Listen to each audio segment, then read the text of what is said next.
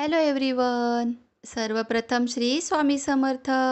मी अर्चना स्तुतीस मराठी कॉर्नरमध्ये आपल्या सगळ्यांचं पुन्हा एकदा मनापासून स्वागत करते. आपल्या सगळ्यांनाच माहीत आहे की आपल्या हिंदू धर्मामध्ये 4 वेळा नवरात्र उत्सव साजरा केला जातो. बऱ्याच जणांना माहीत नाही आहेत कारण गुप्त नवरात्र देखील साजरे केले जातात जे 2 वेळा येतात. त्यामध्येच दुसरे 2 जे नवरात्र आहेत, चैत्र नवरात्र आणि शारदीय नवरात्र, या 2 नवरात्री जवळजवळ सगळ्यांनाच माहीत असतात. नवरात्रीच्या पहिल्याच दिवशी आपण कलश स्थापना का बरं करतो? नुसती पूजा वगैरे का नाही करत किंवा मंदिरात वगैरे का नाही जात? कलश स्थापनेचं एवढं महत्त्व का आहे? तर कलश स्थापनेबद्दल एक कथा सांगितली जाते, जी पौराणिक कथा आहे, की का कलश स्थापनेसोबत आपण धान्य पेरतो, धान्य उगवले पाहिजे किंवा धन ज्याला म्हणतो ते आपण उगवतो. तर यामागे शाकंभरी देवीचा आशीर्वाद प्राप्त करण्याकरता धान्य पेरले जाते, असं दुर्गा सप्तशतीच्या 11व्या अध्यायानुसार वर्णन केलेलं आढळतं. देवी देवतांनी शाकंभरी देवीच्या केलेल्या स्तुतीने देवी प्रसन्न झाली व शास्त्रामध्ये सांगितले आहे की पृथ्वीवर जेव्हा 100 वर्ष पाऊस पडणारच नाही, पाण्याचा पूर्ण अभाव होईल, तेव्हा कोणतेच धान्य उगवणार नाही. अशा वेळेस ऋषीमुनींनी किंवा मानवजातीने केलेल्या होमहवनाने किंवा देवी देवतांनी केलेल्या स्तुती होमहवनाने तपाने मी प्रकट होईल व माझ्या 100 डोळ्यांनी त्यांना पाहीन व मनुष्य सताक्षी या नावाने माझे कीर्तन भजन करतील. त्यावेळेस माझ्या समस्त शाखांमधून धान्य उगवले जाईल व जोपर्यंत पाऊस पडणार नाही तोपर्यंत या शाखाच सगळ्यांची रक्षा करतील, सगळ्यांना पोषतील. यामुळे पृथ्वीवर शाकंभरी देवीचे सगळेजण पूजन अर्चन करतील. तेव्हा या शाखा म्हणजेच गहू, धान, तांदूळ, जे धान असते, जे पीक येते, ते पीक म्हणजेच या शाखांमधून देवीच्या प्रकट झालेले आहे. म्हणूनच नवरात्रीमध्ये घटस्थापनेमध्ये धान्य पेरले जाते. धान्य पेरण्यामागचे हे कारण आहे. आणि असाच हा चैत्र महिना जो खूप पवित्र मानलेला आहे, हवन पूजन केले जाते, ते आरोग्याच्या दृष्टीने खूप महत्त्वाचे मानलेले जाते. प्रतिपदेला देवी दुर्गा माता प्रकट झाली असे म्हणतात आणि देवीने सांगितल्याप्रमाणे ब्रह्मदेवांनी सृष्टीची रचना केली. म्हणूनच चैत्र प्रतिपदेपासून हिंदू नववर्ष साजरे केले जाते अशी ही मान्यता आहे. तसेच चैत्र शुद्ध नवमीला श्रीहरी विष्णूंनी 7वा रामावतार घेतला. म्हणूनच रामनवमी देखील चैत्रामध्येच साजरी केली जाते. या नवरात्रीमध्ये केलेले उपाय देखील खूप लवकर फलदायी असतात.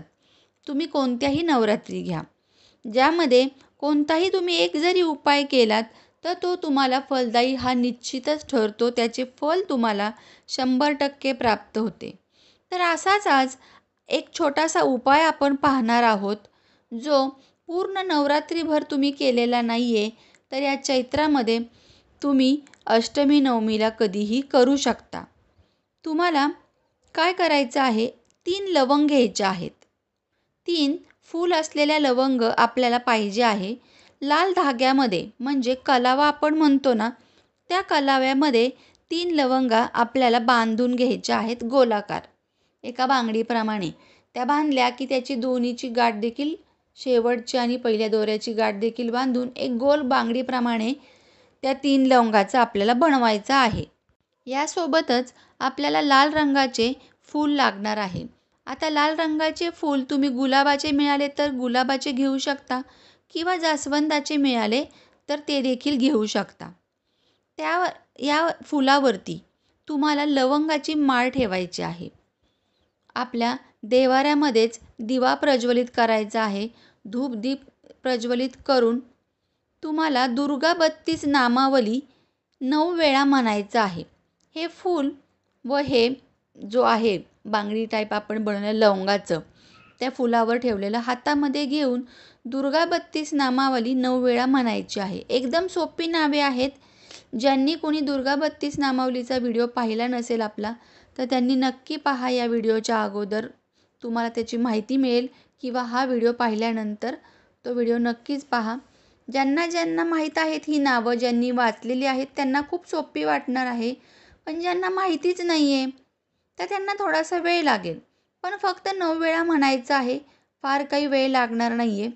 आणि 9 वेळा जेव्हा हे तुम्ही म्हणणार आहे तेव्हा ते लवंग आणि फूल जे हातात घेतलेलं आहे त्यावर 9 वेळा तुम्हाला फुंकर मारायची आहे बरं का.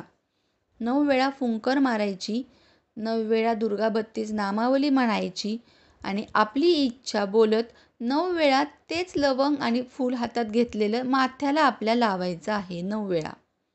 आणि त्यानंतर पुन्हा 9 वेळाच जी दिव्याची गरम वात आपण ठेवलेली आहे, दिवा धूप अगरबत्ती लावलेली आहे, तिथं दिव्याची गरमी द्यायची आहे. धुप्याची जे धूप लावलेलं आहे किंवा अगरबत्ती लावलेली आहे त्याचे देखील धूर आपल्याला तिथं द्यायचं आहे त्या फुलाला. त्यानंतर छोट्याशा लाल कापडामध्ये बांधून ते देव्हाऱ्यातच ठेवायचे आहे. आपली इच्छा आपण माथ्याला स्पर्श करतानाच बोलायची आहे फक्त. आणि इच्छा पूर्ण झाल्यावर तुम्ही ही पाण्यात पुडी टाकू शकता किंवा ही पोटली पाण्यामध्ये प्रवाहित करू शकता किंवा एखाद्या झाडाखाली ठेवू शकता. तर अशी ही छोटीशी वाटणारी गोष्ट, पण याचा अनुभव खरंच खूप मोठा येतो. याचा अनुभव तुम्ही नक्की घ्या. तुमच्या मनातील कोणतीही इच्छा असो, दुर्गा माता या उपायाने नक्कीच पूर्ण करते. खूप प्राचीन उपाय आहे हा. तर त्याचबरोबर मला एक गोष्ट आणखी तुम्हाला सांगायची आहे. अखंड सौभाग्य प्राप्तीसाठी तुम्ही अष्टमी किंवा नवमीला सौभाग्यालंकार वस्तू एका ताटात घ्यायच्या आहेत. साडी जर भेटली तर साडी घ्या किंवा ओटी घ्या. ओटीचे सामान, नारळ, हळद, कुंकू, छोट्या छोट्या डब्या मिळतात बघा बाजारात, त्या जर भेटल्या तर त्या घ्या. नाही भेटल्या तर कागदामध्ये पुडी बांधून हळदी कुंकाची पुडी घ्या, अक्षदा, त्यानंतर टिकल्यांचं पाकीट, बांगड्या, नेलपेंट, अत्तर, मेहंदी कोन, हे सर्व जे सौभाग्य अलंकार आहेत ते सर्व साहित्य घेऊन एका ताटामध्ये घेऊन, फुलं, अगरबत्ती देखील घेऊन तुम्ही त्यावर हळदी कुंकू व्हायचं आहे आणि ते ताट आपल्या देव्हाऱ्यात ठेवून देवीची आरती करायची, दुर्गा देवीची आरती. आणि आरती झाल्यानंतर जवळपास जर दुर्गा मातेचं मंदिर असेल तर खूप छान, दुर्गा मातेच्या मंदिरात अर्पण करा किंवा कोणत्याही देवीचं मंदिर असेल, तुळजाभवानी मातेचं मंदिर असेल किंवा रामसीतेचं मंदिर असेल किंवा आणखी कोणत्याही देवीचं मंदिर असेल तुमच्या जवळपास, तर तिथे हे तुम्ही देऊन यायचं आहे. जर कोणती सौभाग्यवती स्त्री असेल तर स्त्रीला तुम्ही हे देऊ शकता किंवा मंदिरात तुम्ही देऊ शकता. तर असा हा उपाय तुम्ही नक्की करून बघा. पुन्हा भेटूया आपण अशाच नवीन माहितीसोबत, नवीन व्हिडिओसोबत. तोपर्यंत सर्वांना श्री स्वामी समर्थ.